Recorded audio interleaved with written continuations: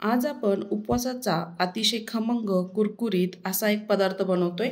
उपवासाच्या दिवशी आपल्याला साबुदाण्याची खिचडी, थालीपीठ किंवा साबुदाणा वडे खाऊन कंटाळा येतो। हा पदार्थ नक्की बनवून बघा।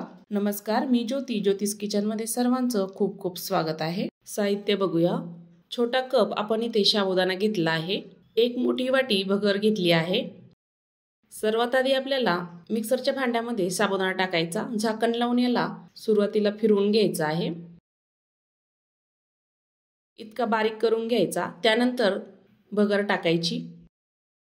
सर्व भगर मी मिक्सरच्या भांड्यामध्ये टाकून घेतली।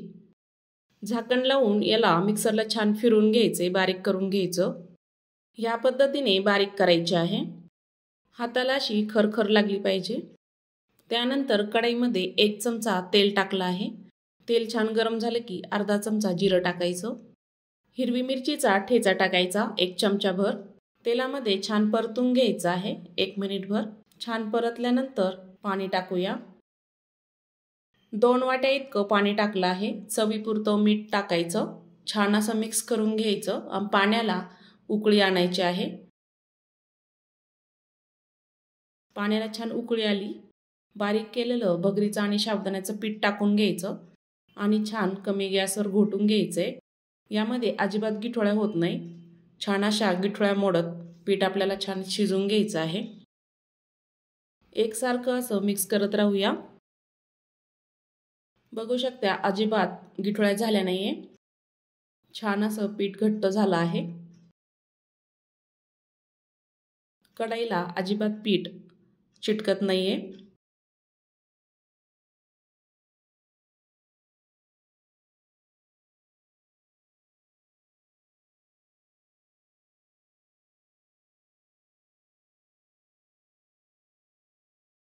झाकण ठेवायचं। 1-2 मिनिट छान वाफ काढून घ्यायची। त्यानंतर चमच्याने खालीवर करून घ्यायचं। पीठ आपलं छान वाफवलं आहे। एका ताटामध्ये पीठ आपण काढून घेऊया। सर्व पीठ काढून घ्यायचं आहे। थोडंसं असं पांगून द्यायचं आणि थंड होऊ द्यायचं आहे।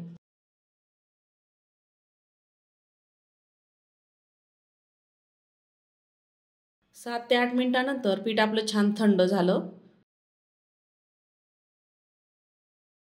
2 मध्यम साईजचे उकडलेले बटाटे टाकूया। त्यामध्ये छान मिक्स करून घ्यायचे। स्मॅश न करता तुम्ही किसणीने किसून घेतले तरी चालतात। मी यामध्ये कुस्करून टाकले आहे आणि छान पिठामध्ये मिक्स करून घ्यायचे।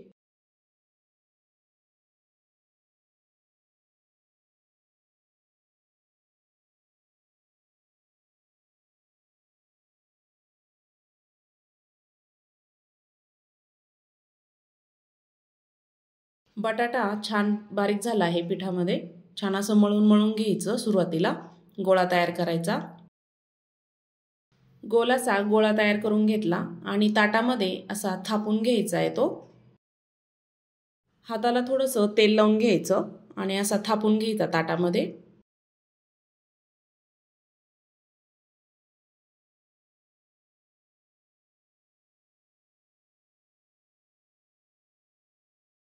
या पद्धतीने असा थापून घ्यायचा।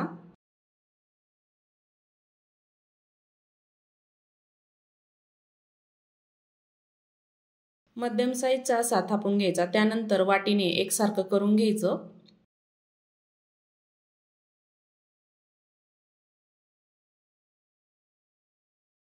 दोन ते 3 मिनिट असं सेट होऊ द्यायचं। तोपर्यंत आपण चटणी तयार करूया। मिक्सरच्या भांड्यामध्ये भाजलेले अर्धी वाटी शेंगदाणे टाकायचे। 2 ते 3 चमचे किसलेला खोबऱ्याचा किस टाकायचा। 3 ते 4 हिरव्या मिरच्या टाकायच्या। 2 चमचे दही टाकायचं। चवीपुरतं मीठ टाकायचं। 1 चमचा साखर टाकायची। पाणी टाकून घ्यायचं। झाकण लावून याला मिक्सरला छान फिरवून घ्यायचं, बारीक करून घ्यायची चटणी। बारीक केलेली चटणी एका भांड्यामध्ये टाकून घेऊया। तडका देऊया। जिरा आणि लाल मिरचीचा तडका ओतून घ्यायचा। छान मिक्स करून घ्यायचा। चटणी आपली छान तयार झाली। वड्या कापण्यासाठी आपलं मिश्रण ही छान तयार झालं आहे। चाकूने याच्या छान अशा वड्या कापून घ्यायच्या आहे। तुमच्या आवडीनुसार चौकोनी किंवा त्रिकोणी आकाराच्या वड्या कापू शकता।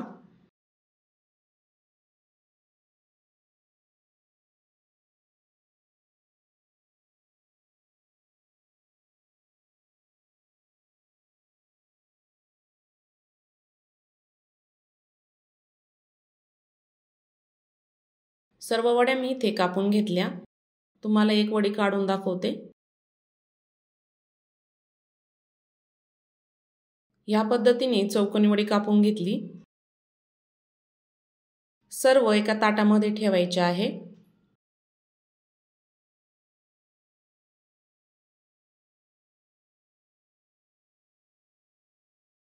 चौकोनी वडीला मधोमध अशी कापून घेणार आहे. दिसायलाही छान दिसतील.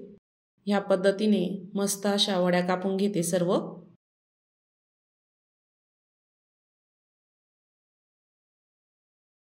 सर्व वड्या मी इथे कापून घेतल्या. कढईमध्ये तेल छान गरम झालं आहे. 2 वड्या सोडूया. सुरुवातीला तेल गरमच आहे. छान अशा तळून घ्यायच्या आहे. गॅस आपल्याला कमी जास्त करत वड्या छान गोल्डन कलर येईपर्यंत तळून घ्यायच्या आहे.